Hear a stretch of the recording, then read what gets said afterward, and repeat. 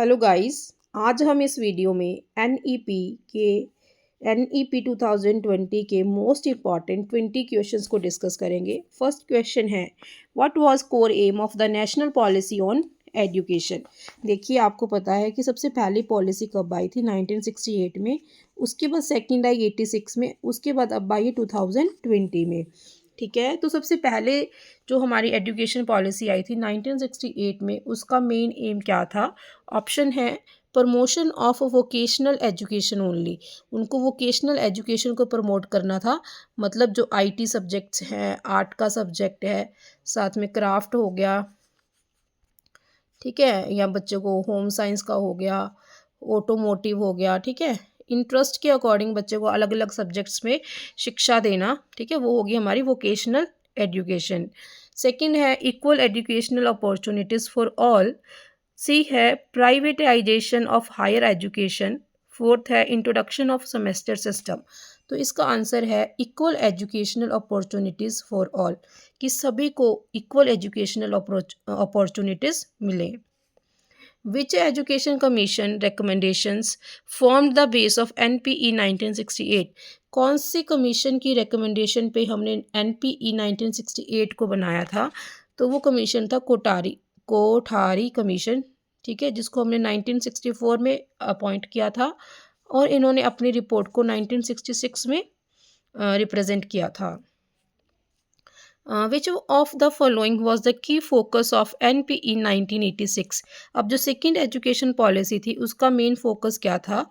Equal access मिले। Same इसके अंदर भी वही है कि सभी को इक्वल एक्सेस मिले एजुकेशन का। किसको? वुमेन्स को और SC ST। ठीक है, इसके अंदर इन्होंने किस चीज़ के ऊपर जोर दिया कि सोशली एंड इकोनॉमिकली जो डिप्राइव्ड ग्रुप है हमारा, सभी को एजुकेशन का एक्सेस मिले। यही इसी चीज़ के ऊपर 2020 के अंदर भी जोर दिया है कि चाहे महिलाएं हैं, चाहे SC ST हैं, चाहे गांव के लोग हैं, चाहे शहरों के लोग हैं, सभी को इक्वली एजुकेशन पढ़ने का मौका मिले। National education policy 2020 was approved by union cabinet on. इसको कब अप्रूव किया गया था? ऑप्शंस हैं 29 जुलाई 2020, 15 ऑफ अगस्त 2020, 10 ऑफ जून 2020, 2 अक्टूबर 2020। तो इसका आंसर है 29 ऑफ जुलाई 2020। विजन स्टेटमेंट क्या है इसके अंदर? NEP 2020 का मेन विजन स्टेटमेंट क्या है कि वो इंडिया को ग्लोबल एम्प्लॉयमेंट, वो चाहते हैं कि देश के लोग बाहर जाके जॉब करें, ठीक है। सेकंड है, वो चाहती हैं कि इंडिया को हम एक नॉलेजेबल सोसाइटी के रूप में देखें। थर्ड है कि वो चाहते हैं कि बच्चे प्राइवेट एजुकेशन लें, वो प्राइवेट एजुकेशन को प्रमोट करना चाहते हैं। वो चाहते हैं कि पब्लिक फंडिंग जो एजुकेशन के ऊपर हो रही है वो बंद हो जाए, ठीक है। तो इसका आंसर है कि वो चाहते हैं कि जो इंडिया है वो एक नॉलेजेबल सोसाइटी के रूप में बनकर उभरे। इसके अंदर वो कहना चाहते हैं कि इंडिया को ऐसी एजुकेशन मिले कि बच्चों को अपने कल्चर का भी पता हो और बच्चा अपनी मदर टंग में सीखे। साथ में जो इंग्लिश लैंग्वेज है, इंटरनेशनल लैंग्वेज को भी साथ में कंबाइन किया जाए, ताकि बच्चा ग्लोबली इंडिया को पूरे वर्ल्ड के अंदर रिप्रेजेंट कर सके, ठीक है। NEP 2020 aims to achieve 100% gross enrolment ratio. Gross enrolment ratio क्या है? कि number of children taking admission in the school, ठीक है। और वो हम क्या चाहते हैं कि हमारे इंडिया के अंदर जितने भी बच्चे हैं, सारे के सारे बच्चे स्कूल्स के अंदर एडमिशन लें, सभी के सभी लिटरेट लोग हों, ठीक है। और उसके लिए हम चाहते हैं कि जो हमारी ग्रोस एनरोलमेंट रेशो है वो कितनी हो? 100% हो। और ये गोल हम कब तक अचीव करना चाहते हैं? 2025 तक, 2030 तक, 2035 तक एंड 2040 तक। तो इसका आंसर है 2030 तक। जो हमारी रिसेंट ग्रोस एनरोलमेंट रेशो है in the secondary schools, secondary level पे, वो है 56.5%। देखिए, सिर्फ 56.5% बच्चे हैं जो स्कूल्स में आ पा रहे हैं, बाकी बच्चे किसी ना किसी कारण से स्कूल को छोड़ देते हैं। इसीलिए अभी हमारे स्कूल्स के अंदर या कॉलेजेस के अंदर ब्रिज प्रोग्राम्स को स्टार्ट किया गया है, ताकि जो बच्चे बीच में अपनी एजुकेशन छोड़ के चले गए हैं वो वहीं से दोबारा से स्टार्ट कर सकते हैं। ठीक है, हमने ओपन एंड डिस्टेंस लर्निंग की बात की है कि जो बच्चे स्कूल्स में नहीं आ सकते किसी भी रीज़न की वजह से, वो क्या कर सकते हैं, डिस्टेंस लर्निंग कर सकते हैं, घर पे बैठ के पढ़ सकते हैं। ऑनलाइन लर्निंग, ई लर्निंग की भी हम बात करते हैं। Same for it is for also for the same purpose कि अगर बच्चे स्कूल्स में नहीं आ सकते तो वो अपने घर पे बैठ के पढ़ सकते हैं। NEP 2020 रिप्लेसेस विच प्रीवियस पॉलिसी, इन्होंने कौन सी प्रीवियस पॉलिसी को रिप्लेस किया है, तो इन्होंने रिप्लेस किया है NPE 1986। NEP 2020 aligns with which sustainable development goal, हमारे पास टोटल 17 सस्टेनेबल डेवलपमेंट गोल्स हैं। उसके अंदर जो हमारा क्वालिटी एजुकेशन की हम बात करते हैं वो 4th नंबर पे करते हैं। ठीक है, तो ये उसी चीज़ को, क्वालिटी एजुकेशन, इस गोल को ध्यान में रखकर ही हमने NEP 2020 को डिज़ाइन किया है। इसके अंदर हम चाहते हैं कि सभी लोग एजुकेशन को एक्सेस कर पाएँ, इक्वल अपॉर्चुनिटीज़ हो सबके लिए, और जो एजुकेशन है उसका लेवल भी अच्छा हो। Which structure has NEP 2020 introduced in place of 10+2, कह रहे हैं कि 10+2 की जगह पे हमने कौन सा स्ट्रक्चर इंट्रोड्यूस किया है, तो यहाँ पे हमने इंट्रोड्यूस किया है 5+3+3+4 का स्ट्रक्चर, जिसमें 5 है जो आपकी फाउंडेशनल स्टेज है। फाउंडेशनल स्टेज में बच्चा क्या करेगा, बेसिक स्किल्स सीखेगा। ठीक है, खेल के जरिए बच्चे को सिखाने पे बल दिया है। सेकेंड मेथड जो है आपका, थर्ड जो सेकेंड लेवल है वो है आपका प्रीपैरेटरी स्टेज। इसके अंदर बच्चा एक्टिविटी के ज़रिए, कुछ इंटरेक्टिव सेशंस के ज़रिए सीखेगा, और जो बच्चा होगा इसके अंदर, उसके अंदर बेसिक न्यूमेरेसी स्किल्स को हम डेवलप करेंगे। ठीक है, उसके बाद है मिडिल स्टेज। मिडिल स्टेज में बच्चे को वोकेशनल एजुकेशन दी जाएगी। ठीक है, और इसके अंदर बच्चे इसके अंदर ही हमने इंट्रोड्यूस किया है मतलब हमारी जो मिडिल स्टेज है, कि जो बच्चे हैं 10 डेज़ बिना बैग के स्कूल जाएंगे, ताकि बच्चों के ऊपर बर्डन कम हो और बच्चे जो एजुकेशन है उसको एंजॉय भी कर सके। ठीक है, तो यहाँ पे थर्ड स्टेज के अंदर इस चीज़ पे बात की है। और नेक्स्ट है हमारी सेकेंडरी स्टेज, जिसमें हमने मल्टी डिसिप्लिनरी के ऊपर बात की है। मल्टी डिसिप्लिनरी का मतलब क्या है कि हम अब ऐसा नहीं है कि जो बच्चा साइंस लेगा वो इकोनॉमिक्स नहीं ले सकता। तो यहाँ पे जो रिजिडिटी थी सब्जेक्ट्स के बीच में, हमने उसको ख़त्म कर दिया है, स्ट्रीम सिस्टम ख़त्म कर दिया है, कि अगर किसी बच्चे को बायो के साथ इकोनॉमिक्स करनी है तो वो भी वो कर सकता है। ठीक है, बच्चे को हर तरीके से हमने छूट दी है, इसलिए हम इसको चाइल्ड सेंटर्ड एजुकेशन सिस्टम भी बोलते हैं। 10th है the term foundational literacy and numeracy was popularised under which initiative, FLN, जिसके अंदर हम बात करते हैं कि बच्चे के अंदर बेसिक स्किल्स को हम इनकलकेट करें, बच्चे को एटलीस्ट लिसनिंग का पता हो, रीडिंग का पता हो और स्पीकिंग के बारे में पता हो। बेसिक स्किल्स मतलब कुछ बेसिक वर्ड्स उसको बोलने आ जाएं। ठीक है, और जो जो पढ़े ना जिन वर्ड्स को, उसका मीनिंग भी उसको पता हो, और बच्चा एटलीस्ट प्लस माइनस और मल्टीप्लिकेशन ऐसे कुछ बेसिक ऑपरेशन सीख जाए। तो ये जो हमारा फाउंडेशनल लिटरेसी या न्यूमरेसी का मिशन है, इसको हम कौन से इनिशिएटिव के अंडर इम्प्लीमेंट करेंगे? ऑप्शंस हैं निपुण Bharat mission, Diksha portal, PM Shri scheme and स्वयं मूक। तो इसको हम इम्प्लीमेंट करेंगे निपुण भारत मिशन के अंडर। निपुण की फुल फॉर्म क्या है? National initiative for proficiency in reading with understanding and numeracy. मतलब बच्चा अगर रीड करे तो बच्चे को उसका मतलब पता हो। ठीक है, और साथ में उसके अंदर प्लस माइनस और मल्टीप्लाई करना भी उसको आ जाए। ग्रेड 3 तक, कक्षा 3 तक बच्चा 60 वर्ड्स को पर मिनट रीड कर पाए, और साथ में बच्चे को उसका मीनिंग भी पता हो। ठीक है, और ग्रेड 3 तक प्लस माइनस तो उसको आना ही चाहिए, बट एट लिस्ट बच्चा जो सिंपल मल्टीप्लिकेशन वाले सम्स है उनको भी सॉल्व कर पाए। ये हमारा मिशन है FLN के under. Which of the following is not a guiding principle of NEP 2020?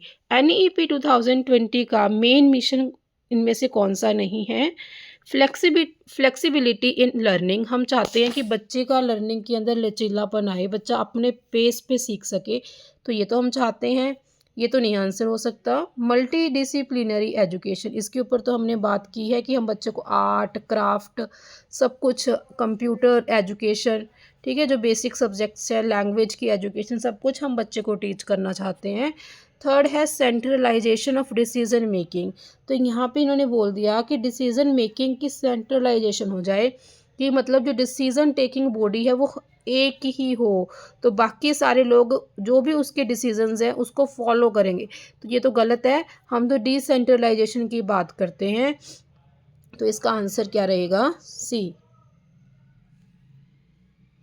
Which of the following agencies is responsible for developing the national curriculum framework under NEP 2020? तो जो करिकुलम फ्रेमवर्क है वो कौन सी organisation develop करेगी?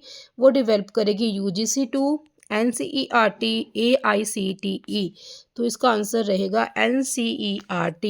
ये एक organisation है जिसको 1961 में डेवलप किया गया था, मिनिस्ट्री ऑफ एजुकेशन के अंडर ये काम करती है, हेडक्वार्टर्स इसके न्यू दिल्ली के अंदर है।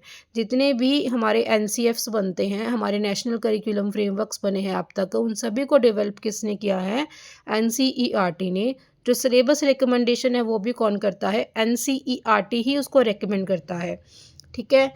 और जो सीबीएसई है उसको फॉलो करते हैं, उसकी जो गाइडलाइंस है उसको फॉलो करेंगे। एनसीईआरटी की फुल फॉर्म क्या है? National council of educational research and training. NEP के अंदर हम कौन सी क्लास तक बच्चे को उसके मदर लैंग्वेज के अंदर सिखाना चाहते हैं, कि मदर टंग के अंदर बच्चे को एजुकेशन दी जाएगी? Up to which language, up to which grade? Grade 3, grade 5, grade 8 और ग्रेड 10। तो ये हम बात करते हैं ग्रेड 5 तक बच्चे को जो एजुकेशन है वो किस में दी जाए? मदर टंग के अंदर दी जाए। Which of the following commission first recommended a common school system later reflected in a NEP 1968? Common school system मतलब क्या है? कि सभी के लिए कॉमन स्कूल हो, ठीक है, चाहे वो किसी भी रिलीजन से बच्चा हो, सभी के लिए जो स्कूल सिस्टम है वो एक ही होना चाहिए। तो ये किसने रेकमेंड किया था? कोठारी कमीशन के अंदर ही इसको रेकमेंड किया गया था। 3 to 8, जो देखिए जो बच्चा 3 ईयर्स की एज में स्कूल जाना शुरू करेगा, 3 ईयर्स की एज में वो 3 to 6 कहाँ जाएगा? आंगनवाड़ी में जाएगा। 6 to 8 वो स्कूल में जाना शुरू करेगा। जो 3 to 8 उसका टाइम पीरियड है वो कौन सी स्टेज के अंदर है? फाउंडेशनल स्टेज के अंदर है। उसके बाद national mission on foundational literacy and numeracy was launched under which programme? तो इसका आंसर भी यही है, निपुण भारत। ये रिपीट हो गया question. Which body is proposed in NEP 2020 to replace multiple regulatory agencies in higher education? Higher education के अंदर बाकी सारी एजेंसीज को ख़त्म करके हमने एक ही एजेंसी को बना दिया है जिसका नाम है HECI। Which stage of education emphasizes experiential learning and inquiry based methods under NEP 2020? देखिए हम एक्सपीरियंस की बात कर रहे हैं। एक्सपीरियंस की बात कब करेंगे? जब बच्चा क्या करेगा? वोकेशनल एजुकेशन सीखेगा। और देखो फाउंडेशनल स्टेज के अंदर तो बच्चा भी बेसिक स्किल्स ही सीखेगा, और इसके अंदर बच्चा एक्टिविटी से कुछ सीखेगा, ठीक है। तो यहाँ पे हमारे पास आ गई मिडल स्टेज। मिडल स्टेज के अंदर हम बच्चे को एक्सपेरिमेंट्स करना शुरू करवा देंगे, ठीक है। एक्सपीरियंस, वो बच्चा एक्सपीरियंस से सीखना शुरू कर देगा फ्रॉम द मिडल स्टेज।